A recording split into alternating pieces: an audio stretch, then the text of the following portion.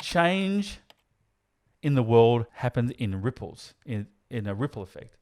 A very small change in one part of this interconnected global system, global network of one system we're all part of, a small change in one element can result in a very large change somewhere down the track.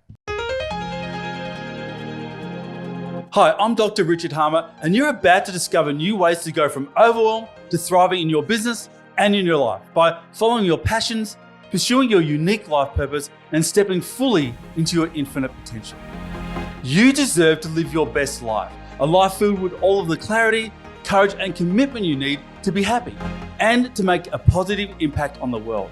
So get ready, because this podcast challenges society's expectations for what it means to be successful in life and in business, and invites you to grow beyond outdated assumptions for defining who you are.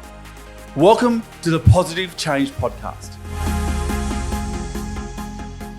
Welcome to another episode of the Positive Change Podcast. I'm your host, Dr. Richard Harmer, and in this podcast, we talk about challenging the status quo and creating new positive change for yourself and for the world. And in this particular podcast, we're talking about how you know you're ready to change the world. And it really starts with you recognizing when you're saying one or more of the following things to yourself. I can do so much, I just don't know where to start. Or I've got so much to give, I just don't know if I'm ready to do it now. Or I can see so much possibility for change, I just don't have the time to make it happen. Now, if you notice that you're doing any of these or saying any of these things, you know that you're ready to create change. And you know why? The reason you're ready to create change for the world at this point in time is you won't recognize an opportunity to create change unless you're ready to step into that opportunity and make it happen. Now, in a previous podcast, I've talked about how you know you're ready to change. And I'm going to leave the show notes in the details underneath this podcast. But let's just start from this point of how do you know you're ready to change? It's because you recognize you can do more. You're just not sure what. Now, to set the scene here, probably about 10 or 12 years ago, I noticed myself saying a lot, oh God, I just wish I knew what to do next. I could do anything if I just knew what it was. And I took myself off to a retreat with some friends, a retreat under this social technology called Art of Hosting. Now, I'll leave some details in the show notes around this as well and some of the mentors I've had along the way. But this Art of Hosting retreat's really all about collective leadership and instigating grassroots change, principles and practices of helping communities, small and large, to create the change they most want to see for themselves. And there was a session within that retreat that really asked the question, what is leadership? And we went through a range of experiential elements to understand what that is. One of them being tying ourselves up in a collective knot and working out how to get ourselves unknotted. But the premise of this, or the key insight I gained from that one retreat that has fundamentally set the tone for how I think about my entire life and career, is this. What is leadership? The leader is the person or group of people who can see a better way for many other people and who have the clarity and the courage to step up to the plate and to make that change happen. The leader who can see the way and is willing to do something about it. So the premise here is this. How do you know you're ready to change the world? Well, you can see a better way for others and you're willing to do something about it. Now, as I say that sounds really easy, right? But sometimes it just doesn't feel that way. Sometimes we work individually and collectively, we work against ourselves and what we intuitively know to be true. And that's what this podcast is all about. How do we know when we're working against ourselves, and what do we do about it to be that positive change in the world we most see we need to become. Now, the key issue here is an issue of avoidance, of avoiding our own personal power and our own personal mandate to create that possible and positive change for others. But how do we really know that we're avoiding, that we're working against ourselves? Well, there's 4 fundamental things that we're likely to notice about ourselves if we're ready to change the world and yet we're working against ourselves or avoiding implementing, instigating, and pursuing that all-important positive change that can impact so many people around you. The first thing we're likely to be doing if we're avoiding owning our own personal power and our own mandate to create positive change is we'll be trying to convince ourselves that it's not time, or that we aren't ready, or that you're not the right person for that change. We'll get that feeling within ourselves that, well, there's just no choice, but I'm just not ready. And we know we've tipped over, we've overcome that avoidance when we realize that I just have no choice but to act.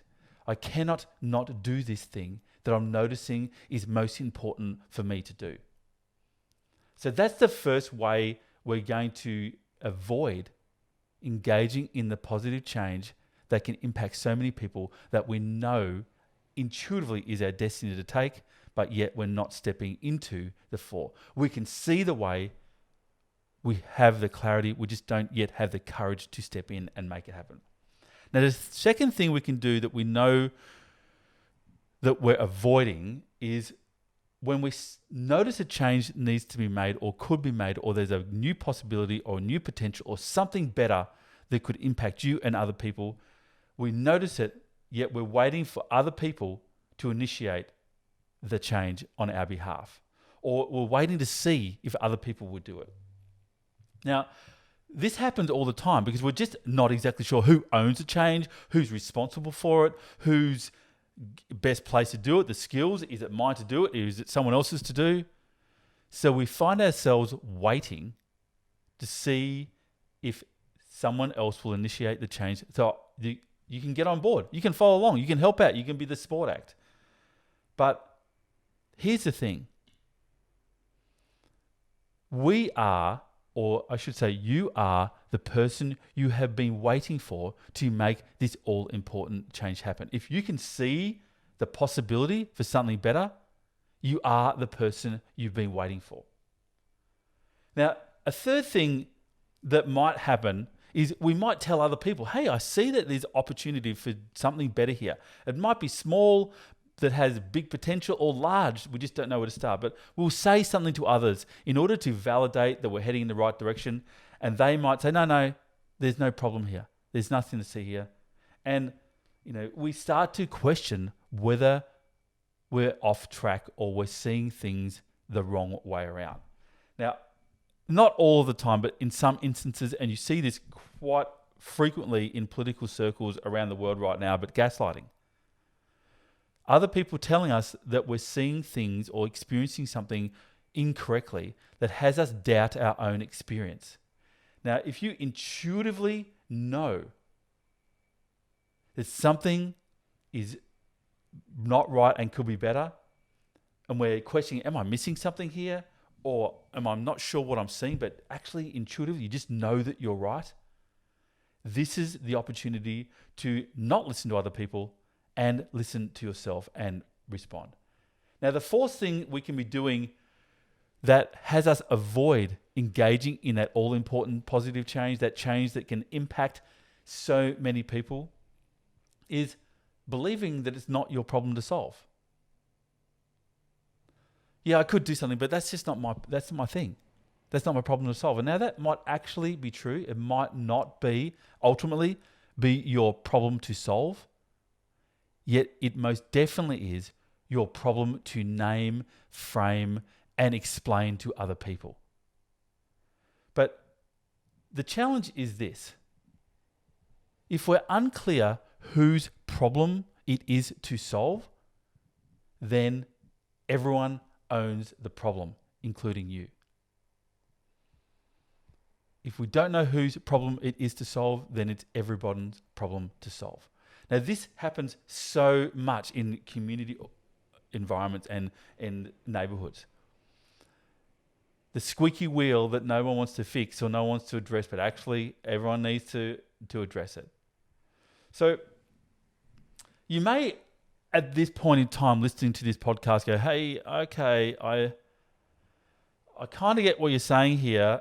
I do have a thing that I think I can make a difference in, but it just seems so big. I'm kind of afraid to start. I don't know where to begin. This thing is so huge, so big, I just don't know where to start. Well, there's two things to consider at this point in time. If you recognize that you are the person you've been waiting for, there is no other choice but to act. And sure, no one owns the problem, therefore I own the problem.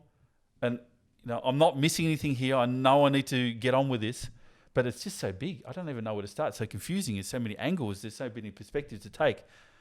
The first thing to think, or the first thing to do, I should say, is to check your intention. Is your intention to make a positive change for the thing that you're observing?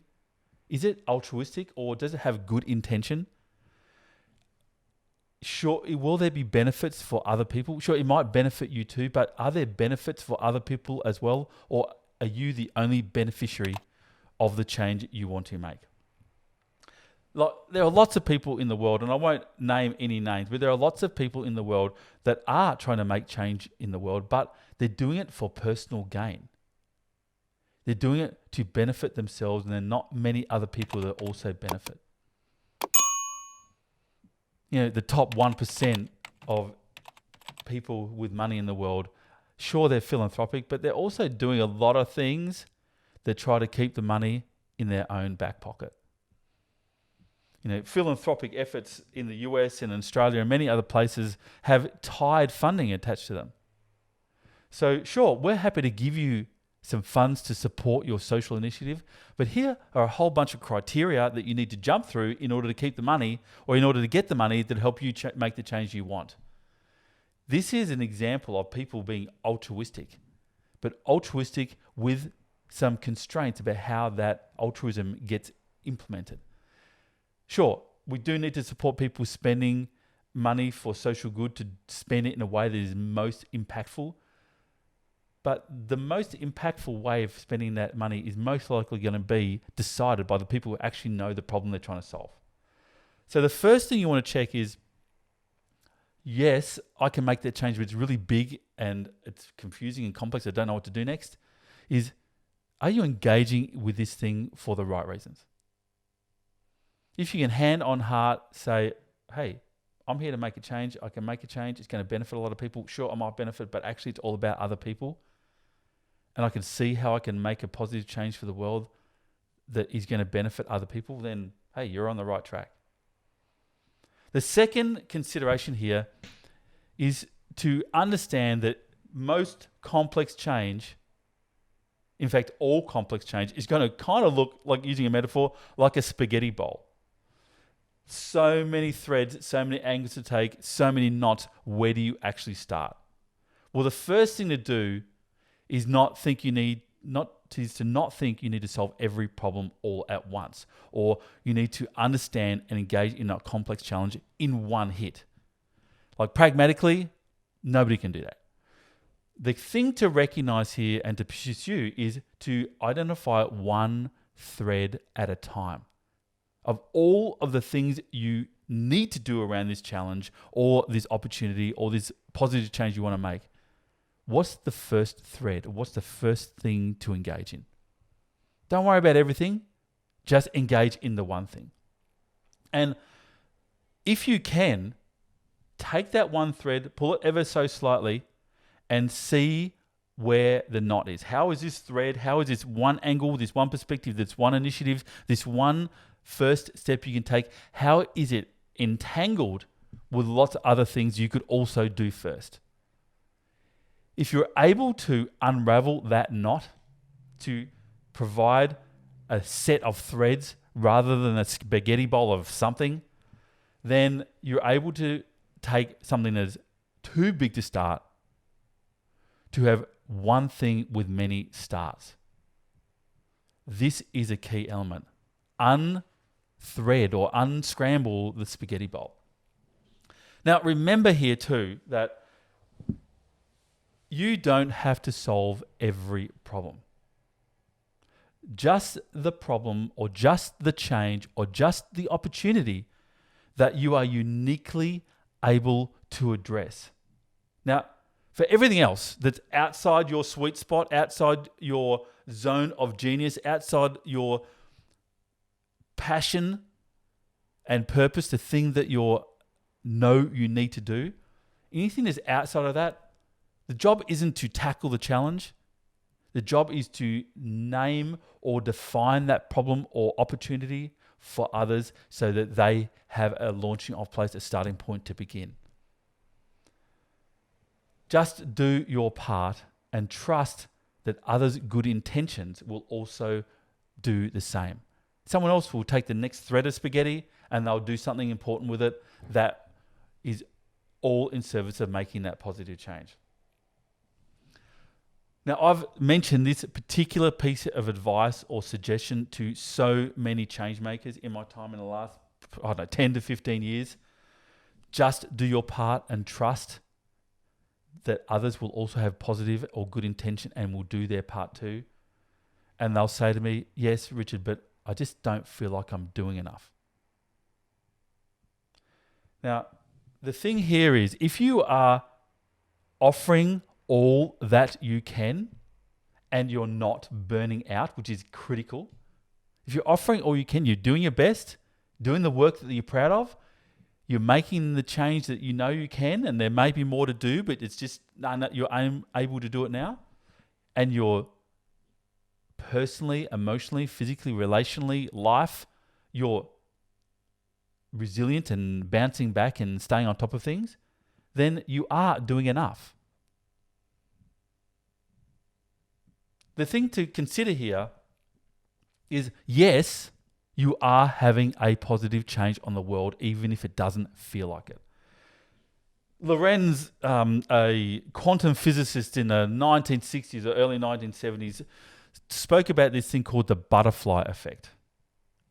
Change in the world happens in ripples, in a ripple effect. A very small change in one part of this interconnected global system, global network of one system we're all part of, a small change in one element can result in a very large change somewhere down the track. Just think about, maybe it's not the ideal analogy, but just think about Facebook. Mark Zuckerberg started Facebook in a Harvard dorm room. Pretty sure at the time, and I have watched The Social Network to get the popularized version of this story. Pretty sure he didn't think about Facebook being so interwoven in global society when he thought about it to begin with. Small changes can have very large changes later down the track. So yes, you can change the world, even if you don't realize you're changing the world in the moment.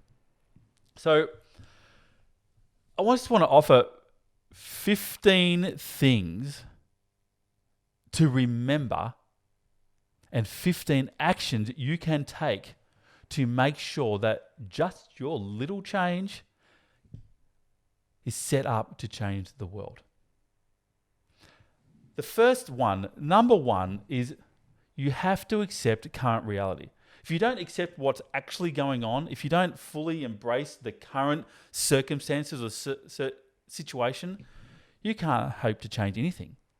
If you're in denial about what current reality is and what your current circumstances are and what the current need for change is, if you're in denial, if you think it's something else when it's actually this, then you're not making any positive change. The key action here is to get really intimate with your current reality and the current reality of the change you want to make. If you have a sense that I cannot not do this thing, then spend some time working out what the thing is that you cannot not do and why you're feeling the way that you are or why you're thinking the way that you are. Number 2, connect with your courage. Courage comes from the French root word called cœur. I'm not saying that correctly because I don't know really how to speak French, but I remember reading about it. And the French root of the word courage is a rage of the heart. It's about passion. What is it that you feel deeply passionate about that you could not do that meant you had to get outside your comfort zone and activate your courage? Think about the times in your life where you've activated your courage. Remember those times. Remember the felt sense of it and activate that courage right now in pursuing that positive change you want to make for the world. Similarly, lean into your fear. In my personal experience, and I've talked to many people about this as well, at the heart of your fear, that's where your strength is. That's where the gold is. Don't avoid fear. Anxiousness, worry, overwhelm. Lean into it. Seek to understand it. Within the essence of your fear is the answer that you are seeking. Number 4, trust yourself. Trust your instincts. Now, in an area of psychology of psychosynthesis, there is a consideration of the 3 levels of consciousness. Now, I'll go into this in significant detail within my positive changemaker program. Details will be in the link below this podcast. But the higher consciousness, the seat of our consciousness where our creativity, our intuition, our unconditional positive intent, our connection with love and care for ourselves and other people, our highest integrity and our ethics, that higher self is also, or that higher consciousness is also the seat of our future self, the self that we are becoming. So lean into and to explore deeply who you are becoming and be that person now. Number 5, self-care.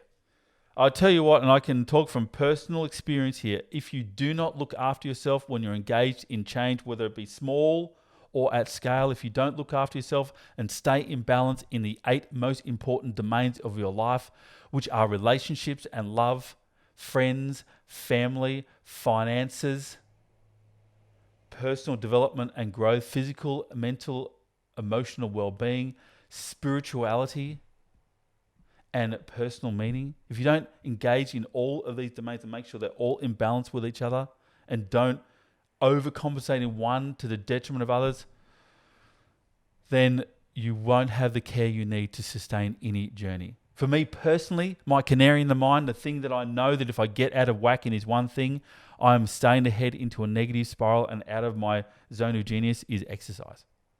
I have to exercise, even if it be just 10 minutes. I have to do something that helps me connect with my physical body and know that I'm looking after myself physically. That allows me to be mentally and emotionally strong for whatever is coming next. Number 6, and I'll use the metaphor of, fumbling around in the dark trying to find a torch here. You need to allow all of your senses, including your 6th sense, to be all online when you're pursuing this positive change, particularly when it's deeply complex. To use that analogy, when you're fumbling around in the dark trying to find a torch, the one sense that you can't use is your sight. So we have to heighten every other sense. Hearing, sense of smell, taste, the energetic or the physical sensations in our body, our kinesthetic, our touch, our intuition, your 6th sense. We need to connect and heighten all of our senses to stay in tune with what is most needed for the moment in order to know what to do next. Not just what do the facts say, but what does your heart say? Number 7, reimagine reality. Now, the thing is here that every single thing that our mind comprehends is a construction of reality. It's not reality. It is a mental model for what is happening. It is not truth. It is our imagination or our best guess of what truth is in the moment. Everything is a construct. And as a consequence, we can change it. Don't let your mind get in the way of you knowing what to do next. It will do its nth degree to try and categorize your current experience based on or in line with a previous experience. And guess what? The previous experience is not happening right now. Now is happening now. You can reinterpret any event, both past, present, and future. And I've talked about this in a previous podcast. It's called the poetic principle in appreciative inquiry. You can reinterpret any experience or any event in order to create new pathways. So reimagine reality. See what else is possible. Number 8, name your boundaries and then step over them or make them movable or make them more permeable. Let me give you a really simple example of this. I'm often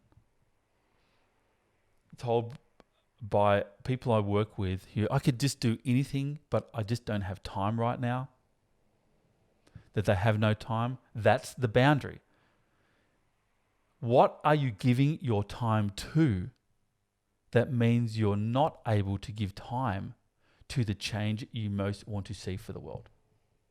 Then change that boundary. It's just one simple example of how we can move, change, or see a boundary from another side or another angle in order to see what else is possible.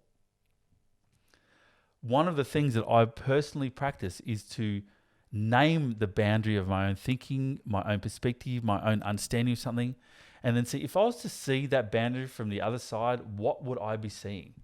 What would I be experiencing? What would I notice? What would I be doing if I was on the other side of that boundary? And then I just go and do that.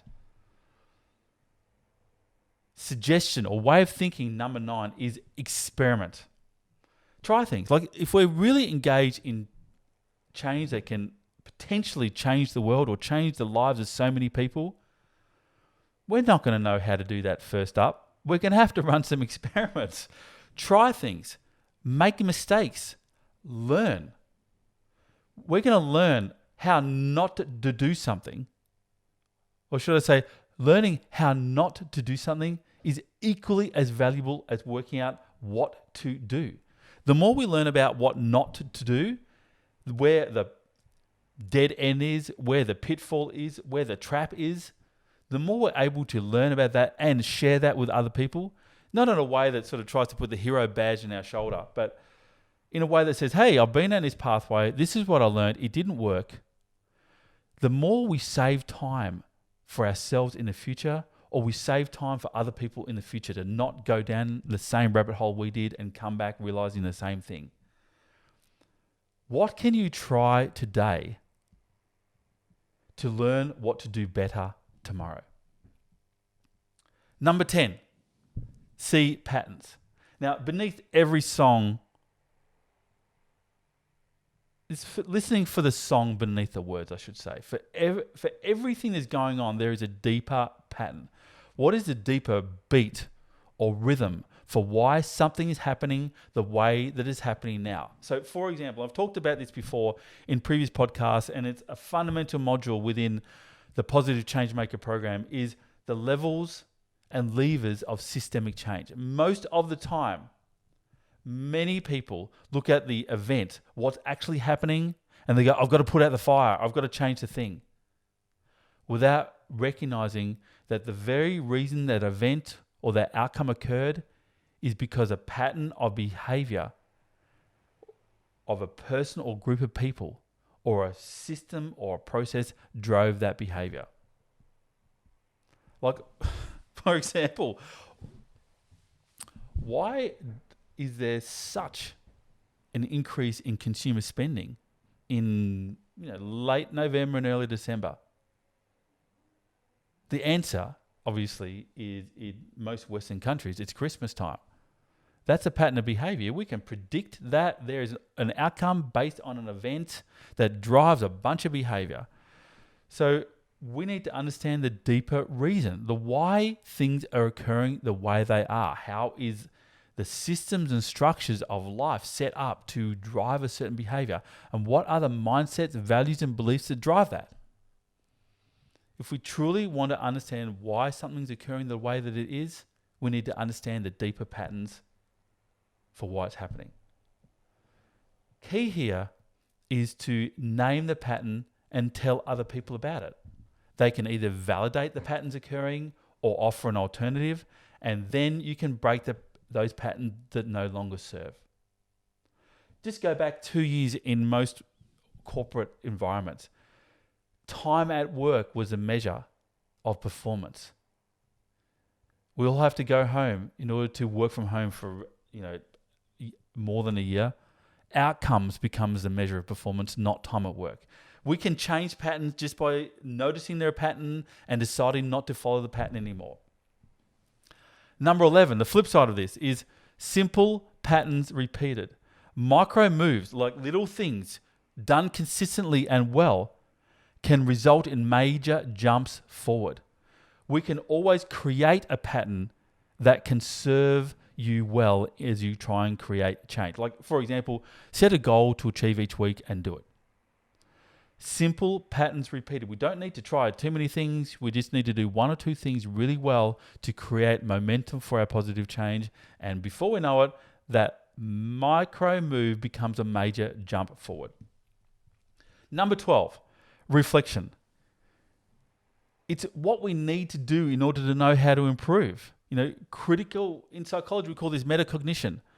Critical thought and critical reasoning, thinking about our thinking or thinking about our feeling to recognize how to do it better next time. Number 13, be bold. It doesn't matter how small the change is, we need to be bold. Anything else than being bold will not be enough to make a dent in the world. Number 14, start. Just do something. Something that heads you in a direction so you can learn about what to do next. Now, this final number 15 of 15, if you just do this one thing, I can tell you what, in my own personal experience and having suggested this to many people who are amazing change makers for the world. This last thing, if you just do this one thing, I can guarantee that it will overcome any hurdle that will hold you back from creating positive change in the world. And it's very, very simple. Create change with friends. Your friends, colleagues, people that you share a passion with, they'll lift you up when you're down. They'll support you when you don't know what to do next. They'll offer you a perspective you could never have thought of yourself. They'll strengthen your resolve when you think your courage is wavering. It's safety and strength in numbers. And ultimately, to be honest with you, it's fun to do stuff with others. So even if you're more introverted, it doesn't mean you need a crowd of people. It just means you need one or two or a few other people that are also in your corner when you step into the ring to create that positive change, to set that ripple in motion, to set that small act that can create big change. Just do it with others. And on that note, this has been the Positive Change Podcast. I look forward to having you listen in to next time. If you think this podcast has made a difference to you, there's one tidbit or insight or observation or action you can take, drop me a direct message in Facebook, in Instagram, send me an email. Let me know in the comments below. See you soon. Hi, and thank you so much for checking out another episode of the Positive Change Podcast. If you enjoyed this episode, please hit subscribe using the button below, and make sure you also click the bell icon to get notified every time we release a new episode. If you're looking for the show notes for this episode, we have them in the link underneath, as well as our social media handles and some links to free training and other offers that we drop from time to time to help you go from overwhelmed to thriving in pursuing your best life. So go ahead and check out this episode's show notes if you're interested. And thank you so much for tuning into the Positive Change Podcast.